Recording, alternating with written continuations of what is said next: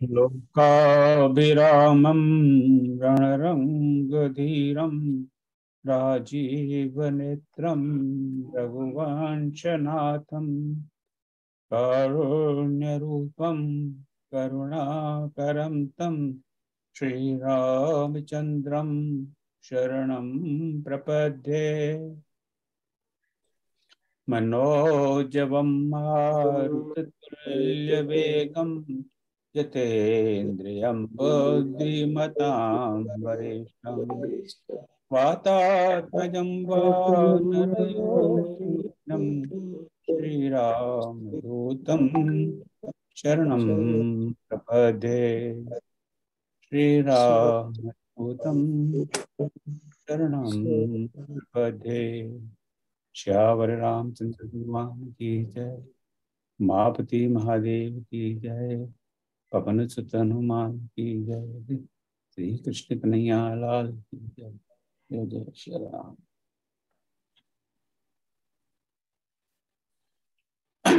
तो आप सबका बहुत बहुत स्वागत है आज की क्लास में। आपको पता ही है रामायण अध्ययन का क्लास है। और आज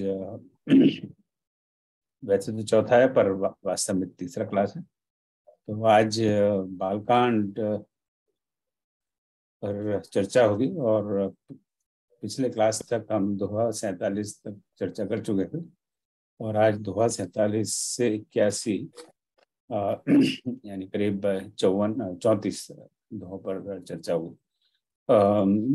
जैसा मैंने बार बार आपको निवेदन किया है कि इस क्लास का पूरा अगर लाभ लेना आप चाहते हैं तो यहाँ तो संक्षेप में बात हो सकती है, 40-45 मिनट में हमारे शिक्षक हम कितना बता पाएंगे। पर पूरा अध्ययन करना हो, पूरा इसका लाभ लेना हो, पूरा आनंद लेना हो, तो क्लास के पहले और क्लास के बाद स्वयं को इसका अध्ययन करना पड़ेगा। इसलिए क्लास एक स्वाध्याय मॉडल की तरह से, ताकि इस बाकी शेष अध्ययन हम स्वयं करें। इस क्लास में एक सप्ताह पहले, जैसे अगले अगले सप्ताह बालकांड यहीं से 81 से 120 तक चर्चा हुई। तो उस पर अब एक क्विज बन गया, क्विज नंबर 4, वो भी मैं पोस्ट नहीं किया। तो क्विज का उद्देश्य किसी को क्विज करना नहीं है, वो क्विज नाम सब गलत है पर अब उसको बदलना थोड़ा मुश्किल है। क्विज का उद्देश्य है कि सबको थोड़ा सा प्रेरित कर, थोड़ा सा मोटिवेट करना कि कुछ क्विज को जाके दें और देखें कि आपका क्या स्कोर है। वो आपको ही पता पड़ेगा और मुझे पता पड़ेगा और किसी को पता नहीं पड़ेगा। और मैं कोई उसको नियमित दिखता भी नहीं हूँ। और मान लीजिए 10 में से 7 प्रश्न सही हो तो बहुत अच्छा है, और फिर उसी को आप दोबारा दे सकते हैं, दोबारा दे सकते हैं, चौबारा दे सकते, जितनी बनवाए, ताकि बी जस्ट लर्न। कोई इसकी उसका कोई ग्रेड नहीं है, उसका कोई कोई वो मूल्यांकन नहीं। तो एक हमें पढ़ने के लिए, रामायण को पढ़ने के लिए प्रेरित करता है।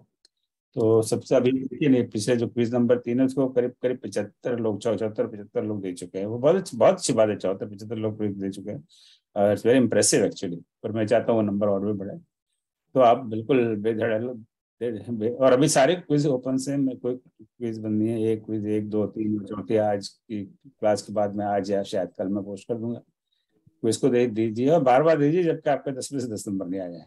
और कोई मुश्किल नहीं है। और दिस इज लर्निंग प्रोसेस, सो उसमें आनंद भी आएगा। पता भी लगेगा कि हम कहाँ मिस कर रहे हैं। सो मैं दोबारा शायद एंड में ये बात करूंगा, पर अब मैं बहुत ज़्यादा समय नहीं ले रहा।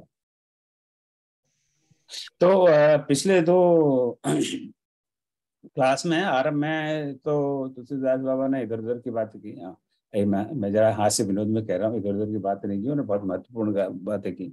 देवी देवताओं देवताओं की स्तुति की, संतों की बात की, और कई महत्वपूर्ण बातें हुई।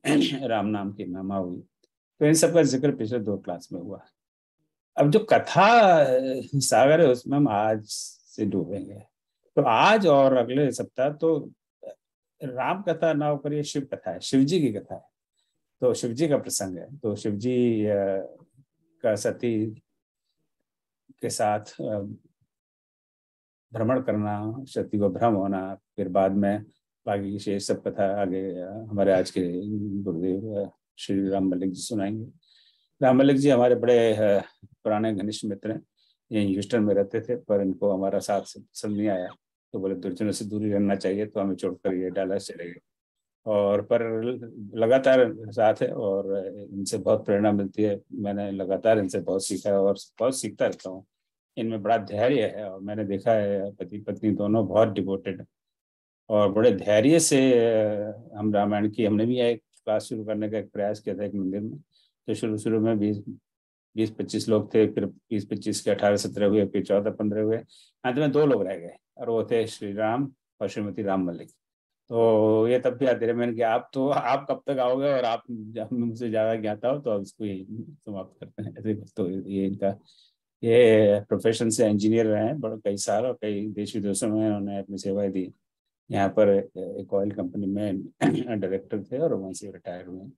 और उनमें बहुत सारी खूबियां हैं, पर उन सबको मैं जिक्र नहीं कर रहा। आप सब जानते हैं कितनी बार इस मंच पे वक्तव्य दे चुके हैं। और जहाँ तक जितने लोगों से मैं व्यक्तिगत रूप से जानता हूँ, मैं समझता हूँ कि रामायण रिलेटेड जितने भी ग्रंथ हैं सबसे ज्यादा अध्ययन जितने लोगों मैं जानता हूँ, मैं सबको नहीं जानता, सबसे ज्यादा अध्ययन मलिक जी ने किया है, जहाँ तक मैं जानता हूँ। तो मलिक जी, सॉरी मैंने थोड़ा समय आपका ले लिया। So it's all yours. आपका बहुत बहुत स्वागत है कि गुरुदेव का जरा तालियों से स्वागत करें और आज इनसे जय श्री राम।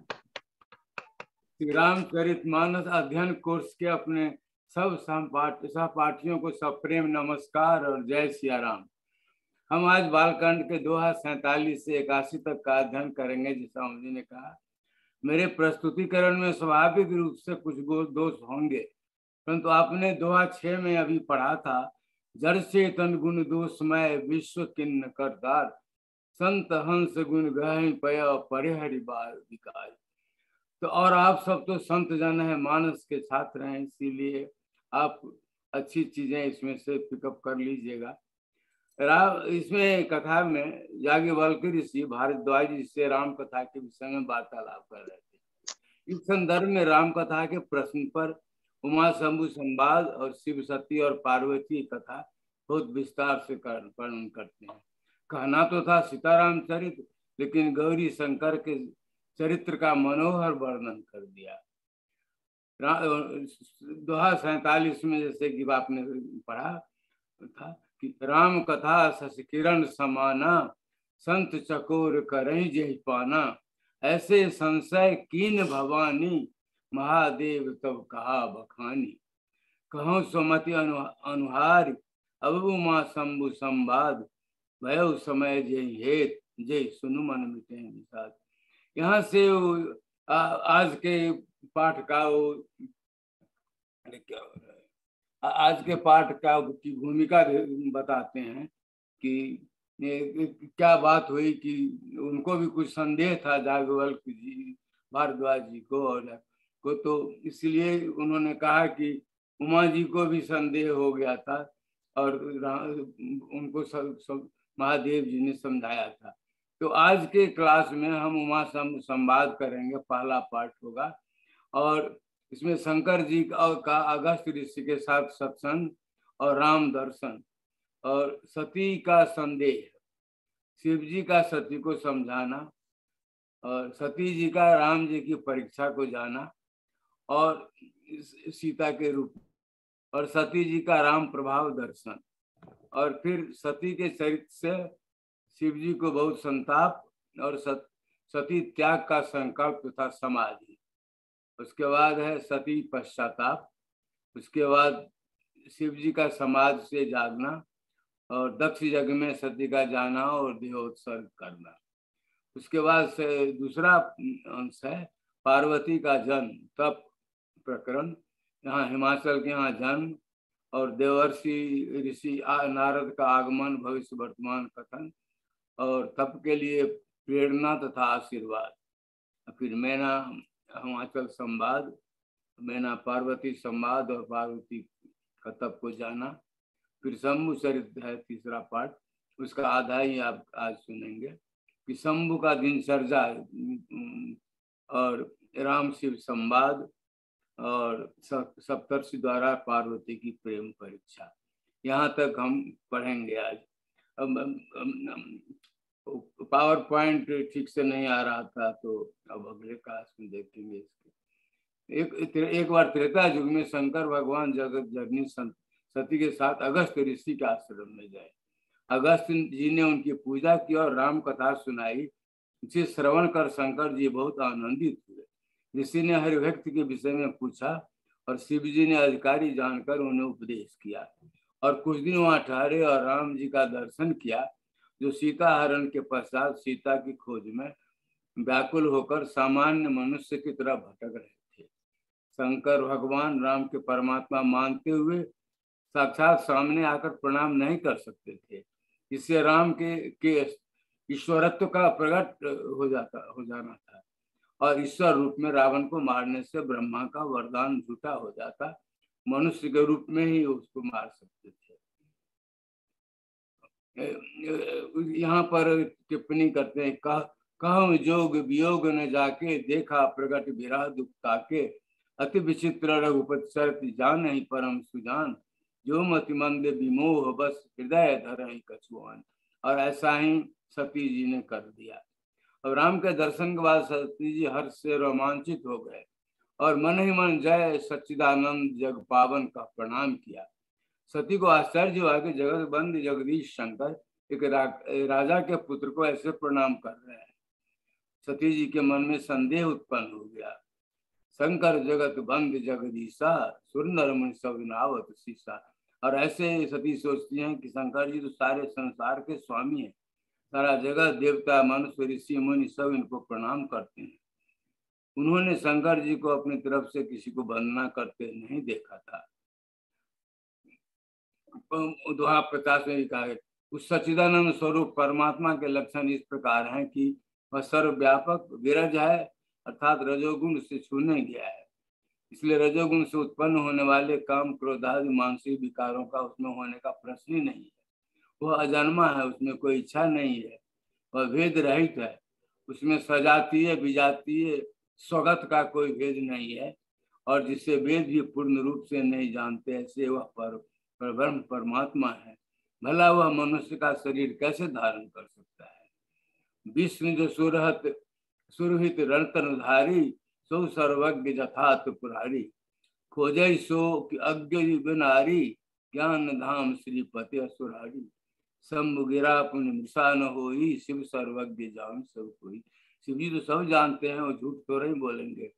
और सती का संशय देखकर शिव जी ने समझाया और जिसकी कथा अगस्त ऋषि ने कही और जिसकी भक्ति मैंने मुनियों को सुनाई, वही मेरे इष्ट देव राम है।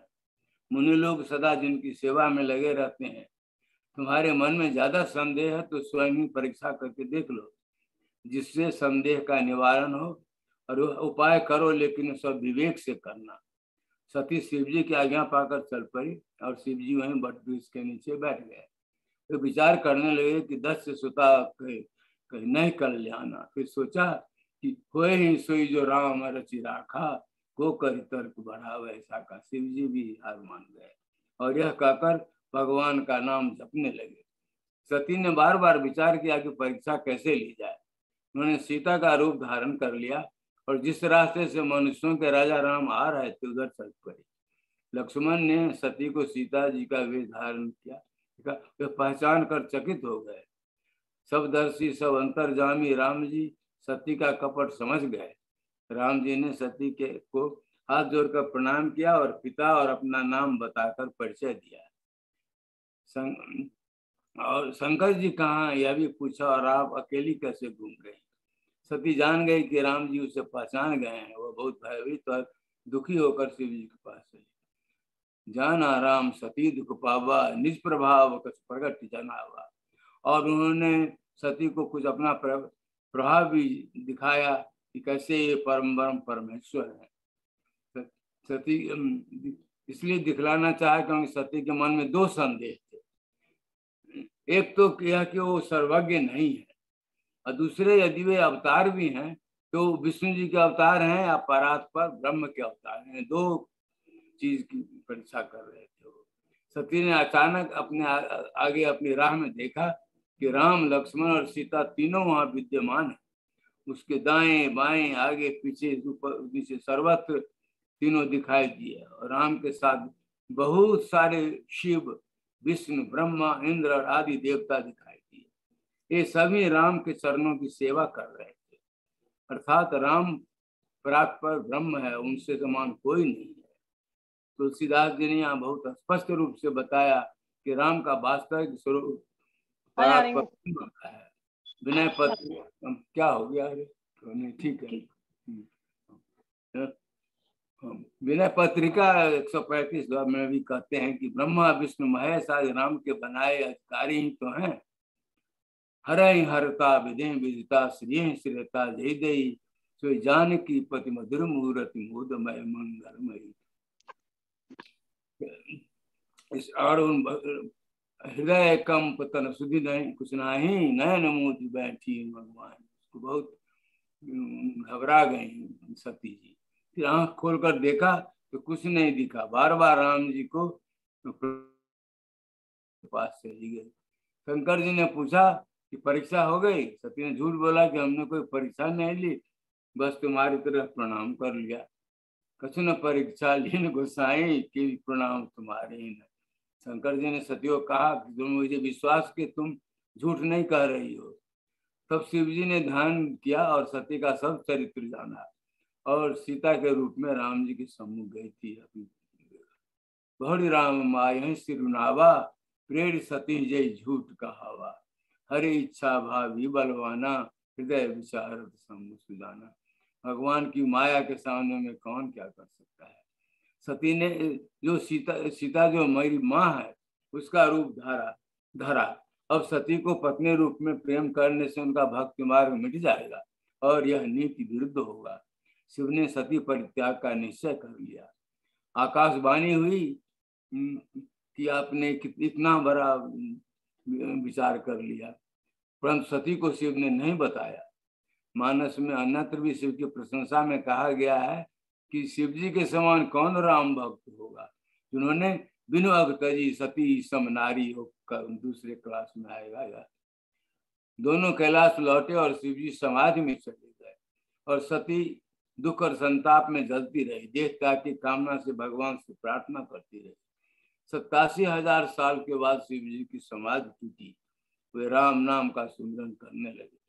सती ने जाकर उन्हें प्रणाम किया तो शिव जी उन्हें आसन देकर हरिकथा सुनाने लगे। उसी समय दक्ष प्रजापति बन गया और उसका हृदय मान से भर गया। तुलसीदास जी कहते हैं हम लोगों के लिए कि नहीं को अस जन्मा जग माही प्रभुता पाई चाहे मधु नाही। दक्ष ने एक यज्ञ का आयोजन किया। जो देवता यज्ञ में भाग पाते रहे हैं उनको सादर निमंत्रित किया। विष्णु ब्रह्मा और महेश जी को छोड़कर बाकी सब देवता वहां आए। सती भी पिता के यहाँ जाने की शिव से आज्ञा मांगी। शिव को आमंत्रण नहीं मिला। कभी ब्रह्म सभा में उनका व्यवहार उससे अच्छा नहीं लगा था और कहते अजह कर रही अपमाना। शिव जी के मना करने पर भी सती यज्ञ में गई। वहाँ दक्ष और अन्य लोगों का व्यवहार अपमानजनक था और शिव जी को यज्ञ में भाग नहीं मिला था। इस पर सती को अत्यंत क्रोध आया। बंद है, इसीलिए शिव जी को हृदय में रखकर योगाग्नि से देह को जला दिया और मरते समय सती ने भगवान से प्रार्थना की और वरदान मांगा कि सती मरत हरिसन बरु मांगा जन्म जन्म शिव पद अनुरागा। और इसलिए सती ने हिमालय के घर पार्वती के रूप में जन्म लिया। नारद जी उन्हें देखने आए और उसका भविष्य बताया और सब कुछ बताया और 2-4 अवगुण भी बताए। इसका पति कुछ ऐसे लक्षणों वाला होगा जो संसार में दोष कहे जाते हैं। अगुण अमान मातु पितुहीना उदासीन सब संशय छीना। जोगी अटिल अकाम मन नगन अमंगल वेश अस्वामी यही कमल मिलय बड़ी हंसते श्री। इस ऐसे कुलक्षण वाले पति इसको मिल सकते हैं। मुनि की बात को सुनकर माता पिता और सखियां दुखी हो गई, परंतु पार्वती हर्षित हो गई। नारद ने समझाया कि जो जो दोष वर में बताए गए हैं वो मेरे अनुमान से शिव जी में है। समरथ कहूँ नहीं दोष गोसाई रवि पावक सुरसर की नाई। नारद जी अध्यात्म विद्या का मुख्य सिद्धांत बताते हैं कि जीव ईश्वर के समान नहीं हो सकता। तत्वतः जीव और ईश्वर एक हैं, परंतु उपाधि भेद से दोनों में बहुत अंतर है। वेदांत के अनुसार वही एक परमात्मा जो सच्चिदानंद स्वरूप है, वही परमात्मा समस्त माया की उपाधि से ईश्वर है, और अविद्या की उपाधि से वही परमात्मा जीव है। तुलसीदास जी इस पर कहते हैं कि सुरसर जल कृत बारो निजाना, वह न संत का रहते ही प्राणा। सुरसर मिले तो पावन जैसे, इस अनिश्चय अंतर तैसे। जो सुरसरी का जल है और बारुणी है, बारुणी की संत को नहीं पिएंगे, मगर सुरसरी में बारुणी डाल दिया जाए तो उसे पावन हो जाता है। ऐसे ही ईश्वर जैसी शुद्धता, पवित्रता, महानता जीव में नहीं है। यदि यह जीव ईश्वर की आराधना करते हुए ईश्वर से मिलकर एक हो जाए, तो जैसे शराब गंगा में फेंक दी गई तो सब दोष गंगा जी में मिलकर समाप्त हो गए, वैसे ही जीव ईश्वर में मिल जाए तो जीव की अविद्या, कर्म, पाप आदि सब समाप्त हो जाते हैं और जीव निर्मल हो जाता है। तो नारद जी शिव जी की प्राप्त के लिए पार्वती को तप करने के लिए कहते हैं। माता पिता और पार्वती को यह अच्छा लगा। पार्वती कठिन तपस्या में लग गई। उन्होंने सूखे पत्ते तक खाना छोड़ दिया, जिससे उनका नाम उमही नाम तब भय अपर्णा, अपर्णा बन गया। नारद जी कहते हैं, दुराराध्य महेशु आशुतोष पुनि की कलेशु, जो तप करें कुम्हार तुम्हारी, भाव मीट सकें त्रिपुरारी। दुराराध्य हैं महेश, मगर आशुतोष भी हैं, तुरंत आपके उनकी भलाई में लग जाएंगे, आपको सहायता भी करेंगे। आशुतोष हैं, दया करेंगे। करीब 4000 साल की तपस्या के बाद ब्रह्म गिरा हुई कि गगन गंभीरा, भय मनोरथ सफल तब सुनगिरि राजकुमारी। जब से सती ने शरीर छोड़ा, शिव जी का मन विरक्त हो गया। अनासक्त होकर सदा राम नाम जपते रहते थे और लोगों की कथा सुनाया करते थे।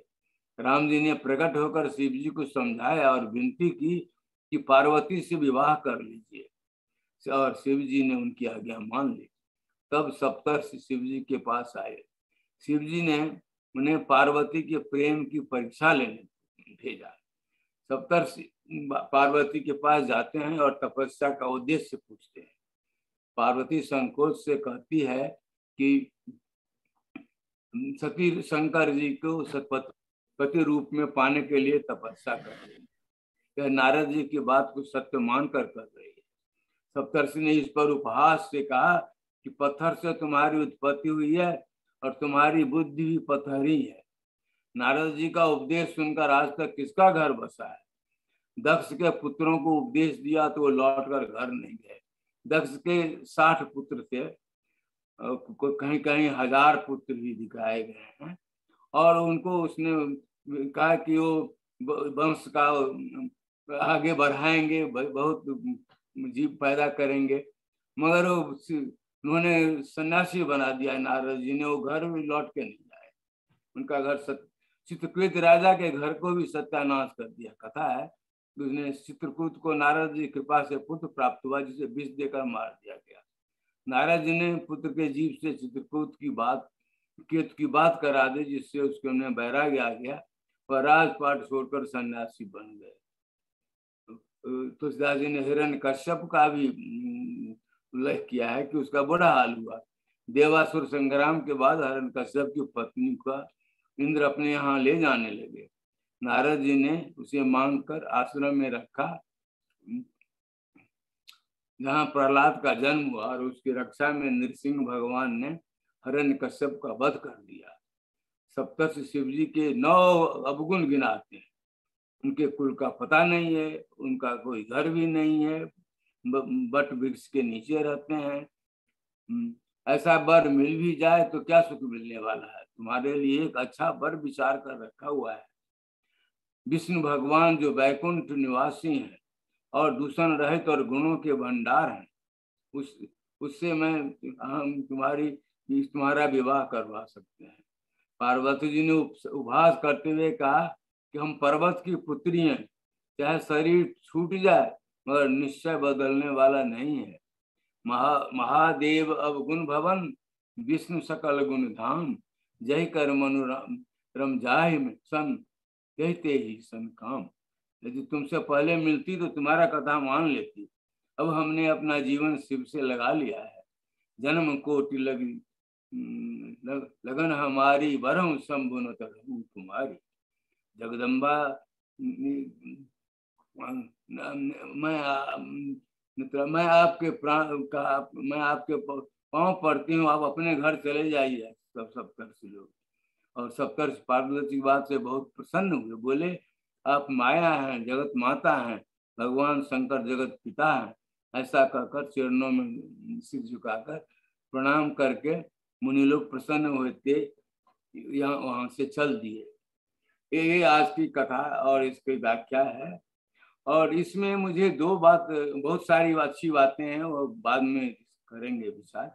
और दो चीज है, एक कि राम जी हैं वो विष्णु के अवतार नहीं है। वो 10 अवतार में विष्णु का नाम के अवतार में आता है राम जी का, मगर तुलसीदास जी बराबर वो कहते हैं कि वो परात्पर ब्रह्म है। विष्णु और शिव और ब्रह्मा तो उनके बहुत सारे हैं विश्व ब्रह्मांड में, राम एक ही है और सारे इनके सेवक हैं राम जी के।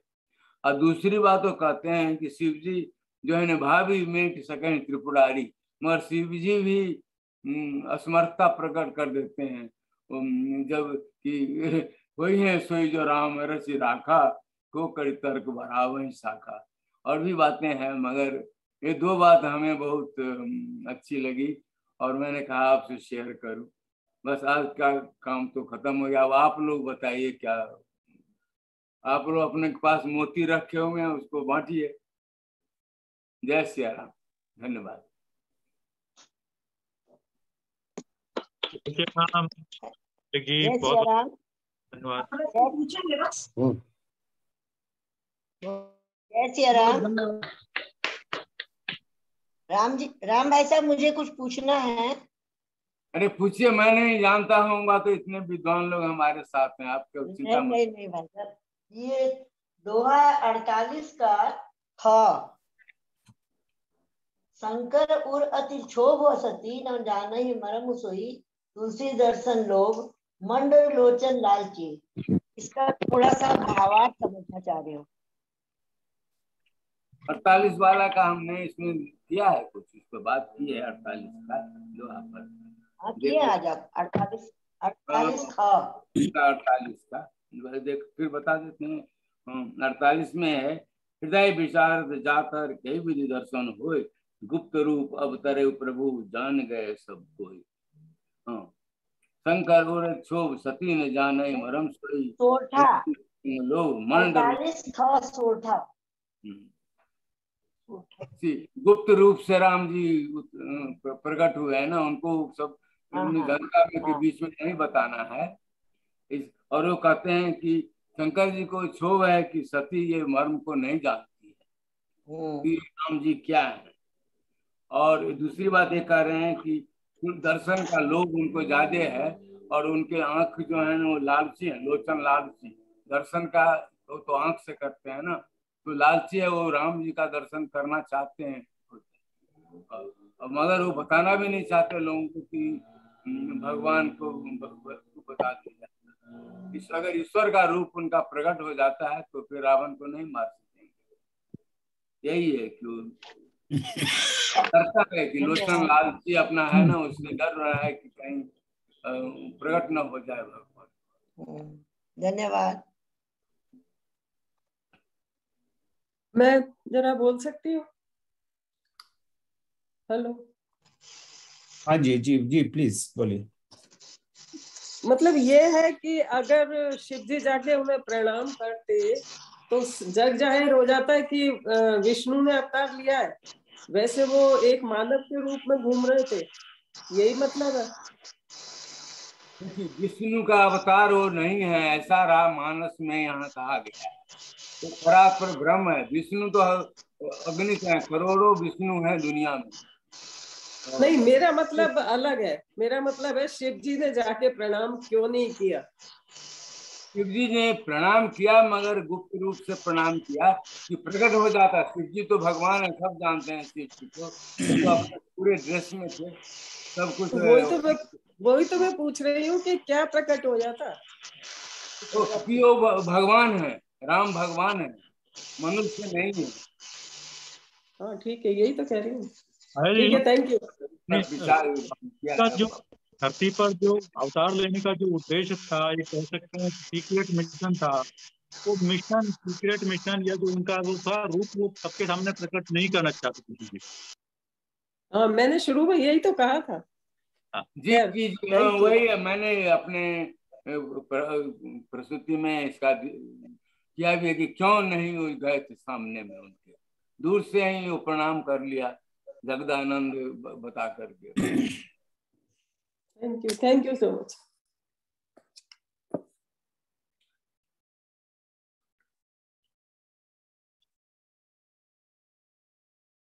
और आप में से किसी का कोई प्रश्न या कोई टिप्पणी या कोई विचार? बहुत छोटा हमारा हो गया प्रस्तुति, पता है मैंने कट किया कि कहीं ज्यादा टाइम लग जाएगा, फिर अंदाजा नहीं था। आपकी प्रस्तुति छोटी नहीं है, बहुत ही ज्यादा सटीक और सुंदर रही। सर, हाँ, इस बात को लेकर मेरी एक जिज्ञासा है। हम प्रश्न नहीं कर रहे हैं, हम हाँ, पढ़ते कहिए। हैं जब इस प्रसंग, हाँ, इस प्रसंग को जब हम पढ़ते हैं, सती वाले प्रसंग को, सती का मोह, तो मुझे कुछ अजीब लगता है कि सती भी तो महामाया का स्वरूप है, तो क्या उन्हें पता नहीं होगा कि भगवान राम कौन है? देखिए, इन्होंने मानस में व्याख्या की है कि माया के जो के लेयर्स होते हैं, स्तर है। जैसे कि भगवान है, परात्पर ब्रह्म है, उनकी माया सर्वव्यापी है और किसी को भी मोहित कर देते हैं। और दूसरा है जो कि विष्णु शिव वगैरह के हैं, उनकी माया उससे नीचे किया है। और मनुष्य के पास भी माया है, जिससे कि वो कपट करता है, झूठ बोलता है, पाप करता है। तो माया के जो अधिक रूप हैं, तो इसीलिए उसमें मोह हो गया सती को।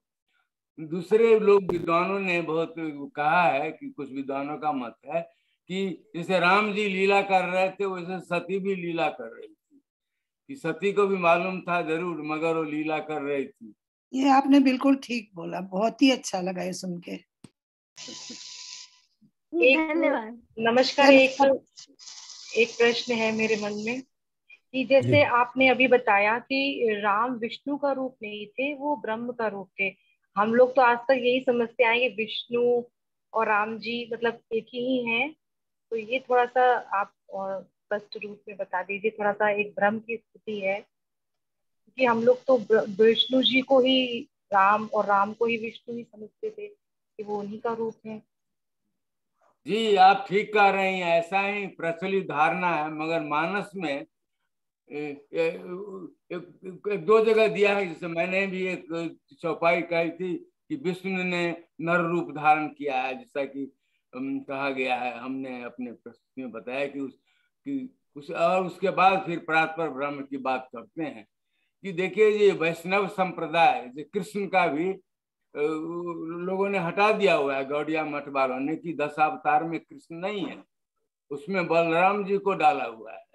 और बहुत जगह हम ये बहुत विवादास्पद विषय बन जाता है कहीं कहीं कि कृष्ण जी या राम जी हैं कि नहीं विष्णु के अवतार, 10 अवतार में ये है।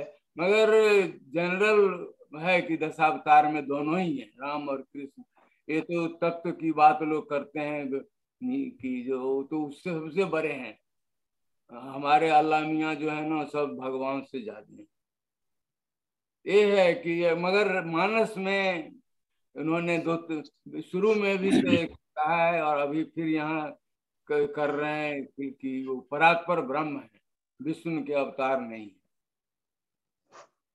तो इसमें मेरा एक छोटा सा प्रश्न मैं पूछ सकता हूँ? हाँ जी, जय श्री राम सर। सर, ये प्रसंग मेरा बड़ा प्रिय प्रसंग है एक्चुअली। हालांकि आज थोड़ा सा कनेक्टिविटी डिस्टर्ब होने की वजह से, बट ये है कि इसमें जो ये सारा प्रसंग मोह पे आधारित है।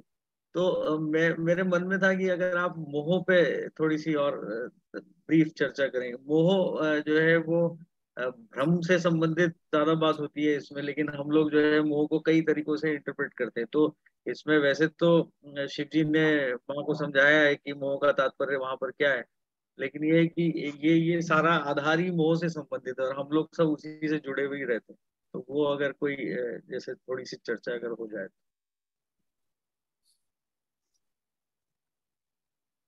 मोह के बारे में यहाँ आया है इस प्रसंग में कि मोह हो जाता है जबकि कोई समझ में नहीं आती है कोई बात, तो अपने अनुभव के अनुसार पर। वैसे तो कहते हैं कि क्रोधा, गीता में कहा कि क्रोधात भवति सम्मोह, सम्मोहात बुद्धि विनाश हो जाता है। तो ऐसा नहीं कहते हैं कि मोह से विश्व बुद्धि नाश होता है। और मोह जो है ना, जब अज्ञानता से होता है, अविद्या और अज्ञान जो है वो मोह का कारण बनता है, अविद्या से होता है। और जब आप भगवान की पूजा पाठ करते हैं, आराधना करते हैं, तब वो अविद्या मिट जाती है, तब मोह खत्म हो जाता है। यहाँ पर इस में आज के पाठ में ऐसा कहा गया है कि अविद्या, और भगवान का आराधना करते करते आप अविद्या मिट जाती है, तब मोह चला जाता है और आप पवित्र बन जाते हैं। मैं मोह के बारे में एक सेंटेंस बोल सकती हूँ? जी जी। मोह का सिर्फ छोटा सा मतलब है कि जब आप प्यार के इतना वशीभूत हो जाए कि अनुचित बात का पक्ष लेने लगे, वो मोह होता है।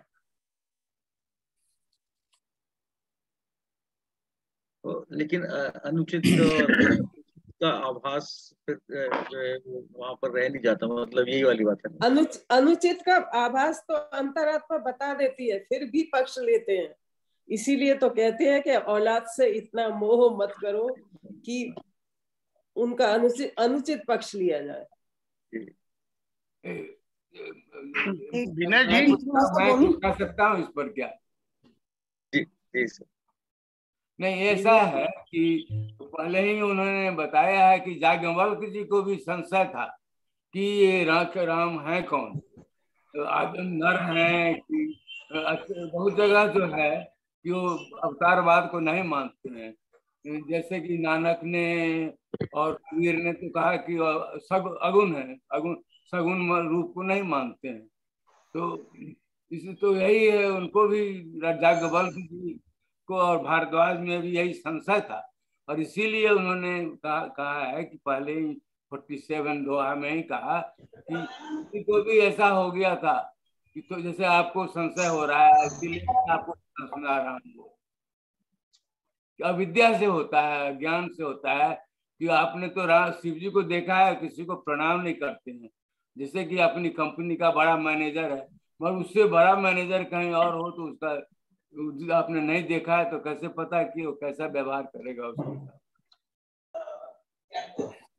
रामचरितमानस में मोह, अज्ञान को मोह कहा गया है, और उस अज्ञान को के जो जानबूझकर ज्ञान से अज्ञानी बना रहता है तो उसको तुलसीदास जी कहते हैं। और जो अभी विनय जी ने सवाल किया, ये जो 48 दोहा से मलिक साहब ने शुरू किया है, 47वें दोहा में जब वो याज्ञवल्क्य बोले मुस्काई तुम्हें विदित रघुपति प्रभुताई, भरद्वाज कहते हैं, उसी में आगे कहते हैं महामोह महिषेषु विशाला राम कथा कालिका कराला। तो बोलते हैं कि जीव जो महामोह में पड़ा हुआ है, यह मोह तो विशालकाय महिषासुर की तरह से है, और राम कथा महिषासुर का वध करने के लिए काली देवी के समान समर्थ है, शक्तिशाली है। अपने स्वरूप का ज्ञान न होना और उसके स्थान पर शरीर आदि से तादात्म्य कर लेना मोह है। यह मोह अकारण करने वाले व्यक्ति को निरस्त कर देता है और रूप बदल बदल कर आता रहता है। इस मोह को दूर करने के लिए भगवान की कथा, वेदांत की कथा सुनिए, ये याज्ञवल्क्य जी भरद्वाज को कहते हैं। 47वें दोहे में आता है। मैं यही सबमिट करना चाहता था। धन्यवाद, प्रणाम। धन्यवाद। मैंने भी कोट किया हुआ है, अपने क्या था कि 47 का दोहा का 7वां और 8वां में चौपाई कि अविद्या, यहाँ पर तुलसीदास जी ने अविद्या का कहा है, अब अज्ञान और अविद्या से इससे मोह होता है, ऐसा यहाँ पर है। सर एक प्रश्न हमको ऐसा 57 दोहा में बताइए जरा ख। बोलिए। जलुपै सरिस बिकाई देखो प्रीति की रीति बली, बिलग होई रस जाय कपट खटाई परत मुनि। ऐसा है कि जब सती के साथ हो गया कि उनको परित्याग कर दिया, तो ही कहते हैं कि दोनों में कितना प्रेम था। इससे कि दूध जो है पानी में मिला रहता है तो पानी का भी मूल्य बढ़ जाता है, वो दूध के भाव बिकने लगता है बाजार में। मगर उसमें जो संशय की खटाई पड़ जाए, जो फट जाए, तो उसका कोई मूल्य नहीं रह जाता। यही तुलसीदास जी समझाना यहाँ चाहते हैं कि प्रेम में अगर कोई बात ऐसी आ जाए तो सारा बर्बाद हो जाता है। बहुत सही, बहुत सही, धन्यवाद। सर इसमें खटाई को कपट रूपी क्यों कहा है? आपस में झूठ बोल रहे हैं, अब कपट करेंगे तो खटाई ही हो गया ना, तो आपका विश्वास खत्म हो जाएगा एक दूसरे में। क्या ये विवेक नहीं हुआ? खटाई को कपट कहने की बजाय विवेक नहीं कहेंगे? नहीं, विवेक तो नहीं हो सकता। विवेक से खटाई लग, विवेक कैसे कहेंगे? विवेक मीन्स तो बुद्धि हो गई, खटाई को पड़ती। गलत दिशा में विवेक है।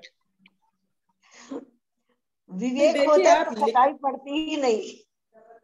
आप केवल लिखी हुई बातों पर जाने की बजाय अपने आप अगर मनन करके कोई अर्थ निकाले, वो ज्यादा सार्थक समझती हैं। परंतु हमें, मेरा ये कहना है कि वो खटाई शब्द है, वो ज्यादा आप उसके अर्थ को समझिए। विवेक वहाँ पे फिट नहीं बैठता है। विवेक नहीं आ, विवेक नहीं आ, वो कपट भी नहीं लग रहा। विवेक कपट का होगा ना, प्रेम में कपट आएगा तो खटाई की तरह वो खत्म हो जाएगा। संदेह आएगा, कपट आएगा।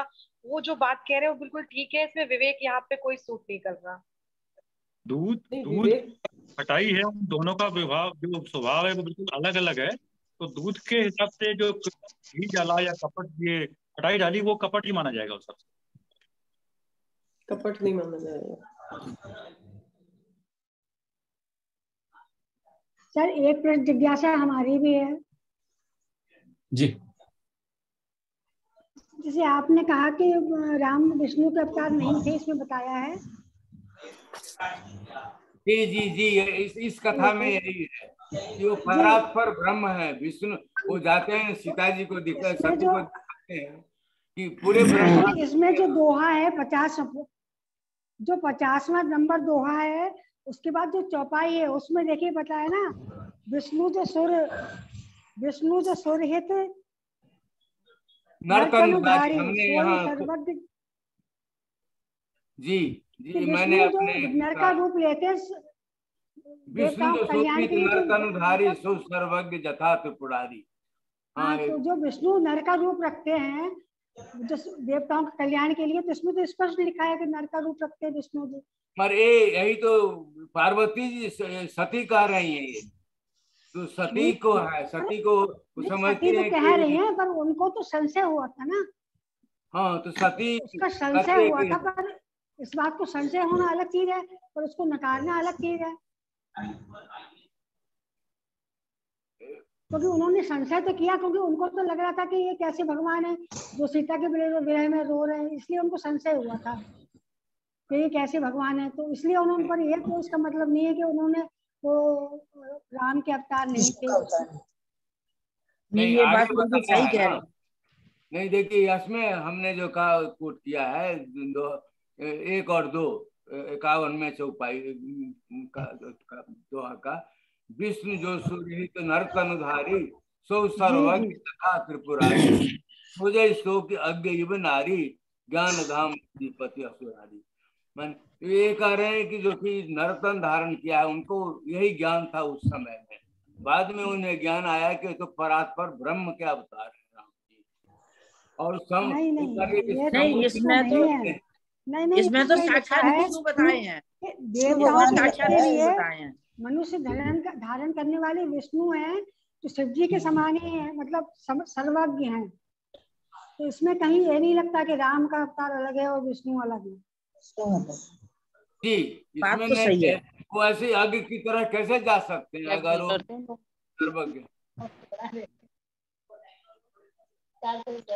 मैं कुछ बोलूं?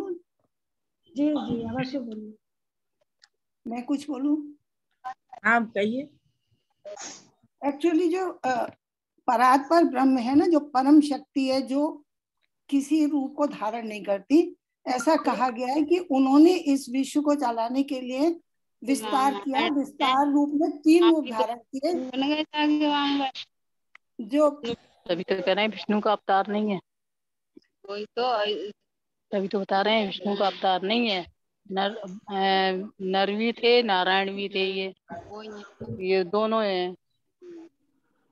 ये पूछ रही थी वो, उसको क्वेश्चन चेक अप लेडीज का, कि मतलब विष्णु से नर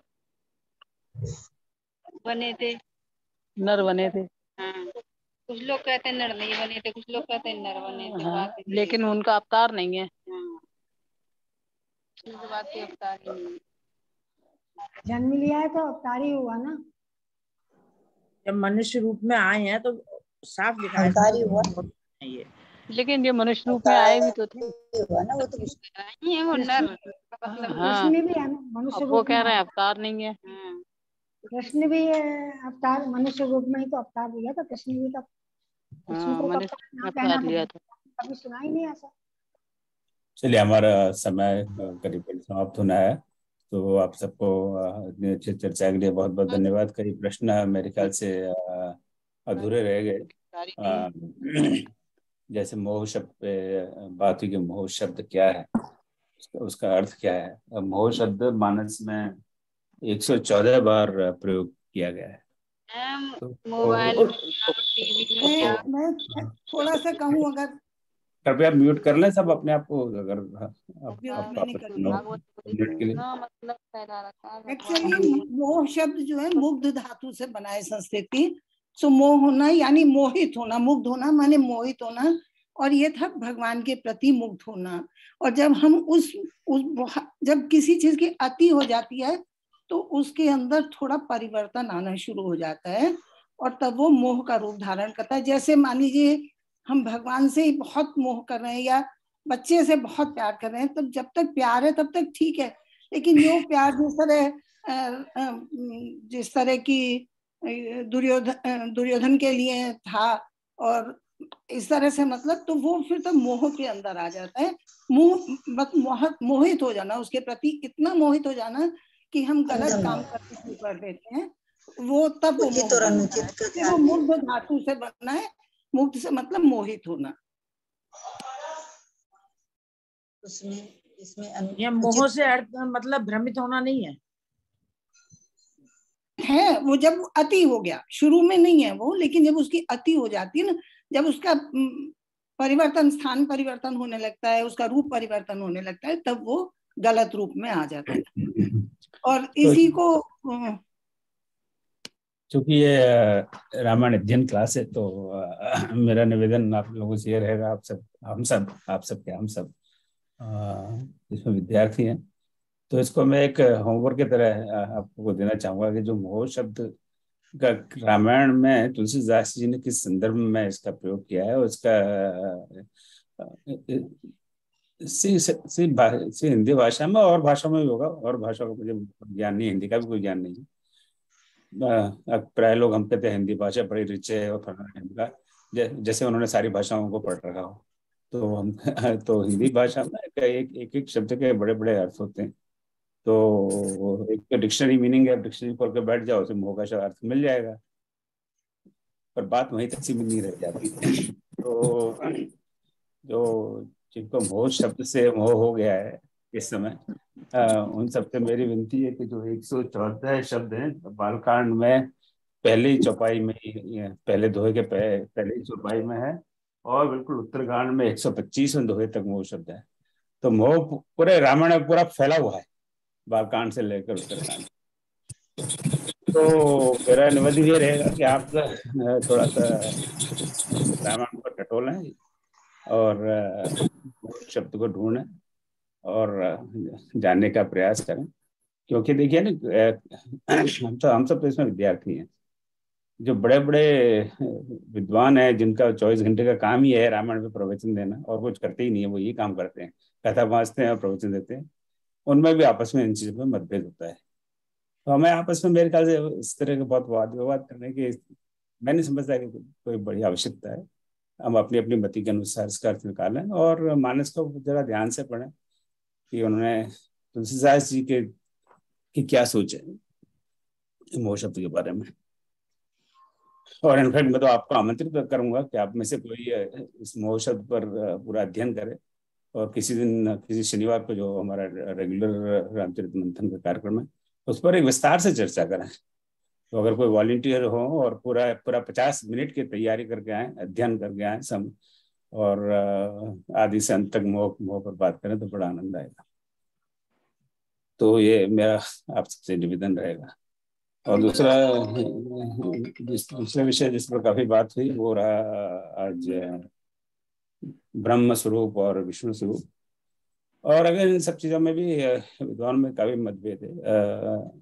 हमारे नेदरलैंड से हैं डॉक्टर सूरज बालादीन जी, उन्होंने इस विषय पर बड़े विस्तार से चर्चा की थी इस मंच पर कि राम ब्रह्म है, और उसका पूरा एक यूट्यूब वीडियो है हमारे चैनल पर, आप उस पर देखिए और समझने का प्रयास करिए। फिर वो विवाद वाली बात नहीं है कि अब 10 अवतार भी मान लें तो 10 अवतार में कौन कौन से 10 अवतार हैं, ये बड़े बड़े विद्वानों में मतभेद है। अब जैसे बुद्ध हैं, और कुछ लोग मानते हैं बुद्ध भगवान के, विष्णु के अवतार हैं, कुछ नहीं मानते बुद्ध भगवान के अवतार हैं। अब एक बार मैं अलग अलग फिलोसफी, एक बार मैं इस्कॉन मंदिर में बैठा हुआ था, तो उनके जो बड़े स्वामी जी प्रवचन कर रहे थे, तो उन्होंने एक बड़ी बात कही, वो उससे मुझे बड़ा एक तरह से झटका सा लगा। उन्होंने कहा कि कृष्णा इज सुप्रीम लॉर्ड। वो तो इस्कॉन की फिलोसफी है, हमें कोई इससे आपत्ति नहीं। अब कृष्ण जी की मैं थोड़ी देर में बात करूंगा, पर बाकी जो भी हैं वो उनके सब सर्वियंट हैं। बाकी यानी राम, शिव और वगैरह वगैरह वगैरह, गणेश जी सब उनके नौकर चाकर हैं। इस तरह का उनका कहने का भाव था। मुझे बड़ा झटका लगा वो सुनकर कि हम तो समझते हैं भाई राम भी वही हैं, कृष्ण भी वही हैं, सब एक ही हैं, ठीक है, जिसको जिसमें मन लग जाए वही ठीक है। तो अपनी अपनी सोच है, उनकी ये सोच रही होगी कि उनका ये मानना है कि Krishna is supreme God and everybody else is in his service, in Lord Krishna service. So उस तरह के मैं समझता हूँ वाद विवाद में पढ़ना मुझे तो कोई लाभ नहीं दिखाई दे, मुझे तो कोई लाभ नहीं। मैं तो अपने लाभ के चक्कर में रहता हूँ, लाभ से मुझे बहुत मोह है, तो हमेशा इस चक्कर में रहता हूँ कि इस वाद विवाद में पढ़ने से मुझे कोई लाभ होगा, और मुझे नहीं लगता है कुछ लाभ होगा।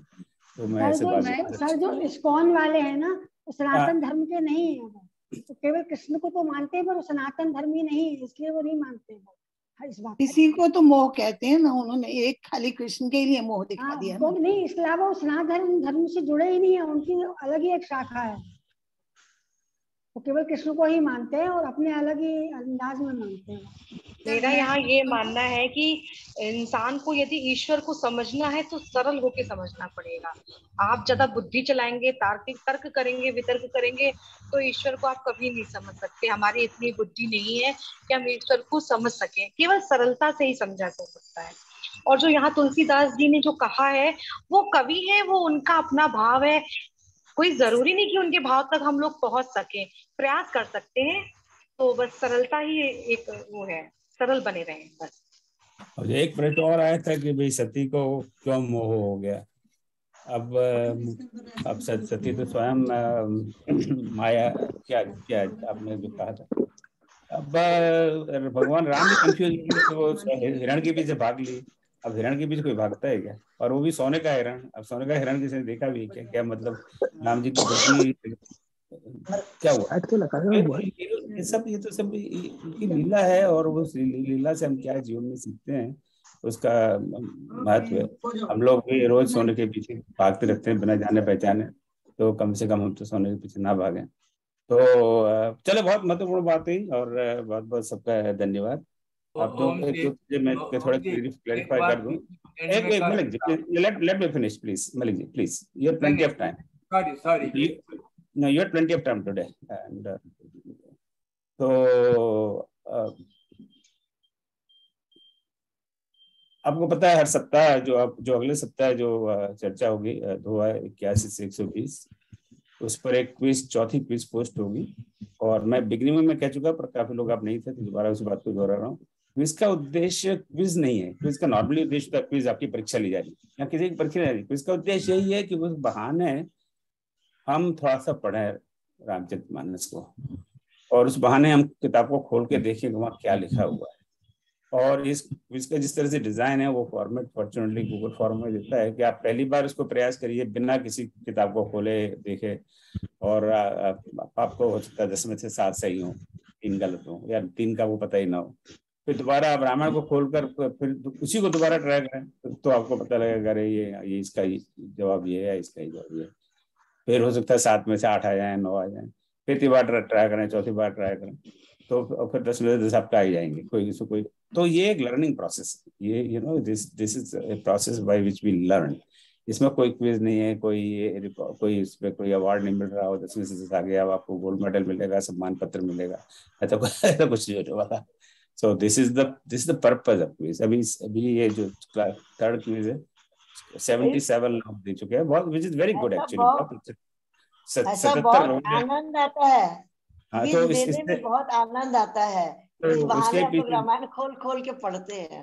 तो इसके पीछे दो उद्देश्य है। एक तो आपको आनंद आएगा, और साथ में आपको ऐसा फील होना चाहिए कि कोई एक अचीवमेंट हुआ। 7 में से 8 हो गए, 8 के 9 हो गए, 9 के 10 हो गए, तो it's a feeling of achievement. It's also feeling of some pleasure, it's also feeling of learning. अरे मुझे ये नहीं पता था। सो और ये और आपके और कंप्यूटर के बीच की बात है, इसमें कोई न देख रहा है, न कोई जांच रहा है। सो मेरा बहुत विशेष अनुरोध है कि आप वैसे ये दोबारा खुल जाता है क्या मेरे से? हाँ, वो दोबारा 10 बार 20 बार कितनी भी बार आप करिए इसको। कल मैंने मैसेज में भी आपको ही भेजा था, तो उसको आप दोबारा जाके बार खुल बस होने वाला है। जितनी बार करिए, 1 बार 2 बार 10 बार 20 बार। और अब ईमेल में है ये सारा जो है। ईमेल में ये दीदी बार हम व्हाट्सएप पे इसकी लिंक डाल रहे हैं। उस व्हाट्सएप पे लिंक है इसी ग्रुप में जो रामायण दिन का ग्रुप है। और मैं चौथे की भी अभी हम जितनी बार आंसर देते हैं उतनी बार ईमेल में आता है। हाँ, नहीं, वो आपको ईमेल में सारे आ जाते हैं, पहला दूसरा तीसरा सब आ रहे हैं एक ही ईमेल में। तो प्लीज मेरा आपसे विनती कि आप थोड़ा प्रयास करें। और अभी तो हालांकि क्लास की शुरुआत है, फिर भी आपका क्लास के विषय में कोई फीडबैक हो मुझे अवश्य भेजें। आपको क्या अच्छा लग रहा है, क्या अच्छा नहीं लग रहा है, ताकि अभी हम सुधार कर सकते हैं, क्योंकि अभी तो बहुत समय बाकी है। अगर आप नहीं बताएंगे तो हमें पता कैसे चलेगा। और आप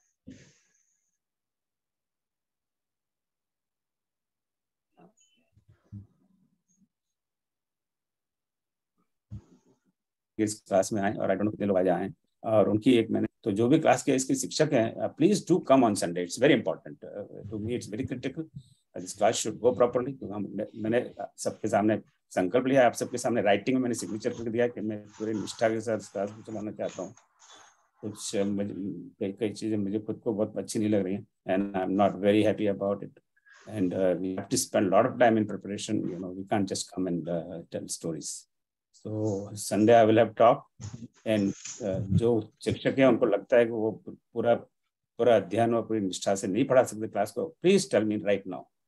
I will take care of it. But just don't show up and just say something in 10-15 minutes तो हो गया काम. That's not right. We have to spend a lot of time. ये हमारे नैतिक कर्तव्य है.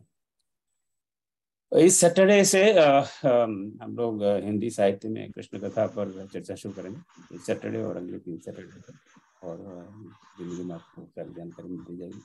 तो हम इसके साथ में मैं समापन करना चाहूँगा आज के कार्यक्रम। जय श्री राम। ओम सर्वेषां स्वस्तिर्भवतु, सर्वेषां शांतिर्भवतु, सर्वेषां पूर्णं भवतु, सर्वेषां मंगलं भवतु। ओम सर्वे भवन्तु सुखिनः, सर्वे सन्तु निरामयाः, सर्वे भद्राणि पश्यन्तु मा कश्चित् दुःखभाग् भवेत्। ओम सुखो मा सद्गमय संसो मा धत्योर्मां मृत्युर्मा।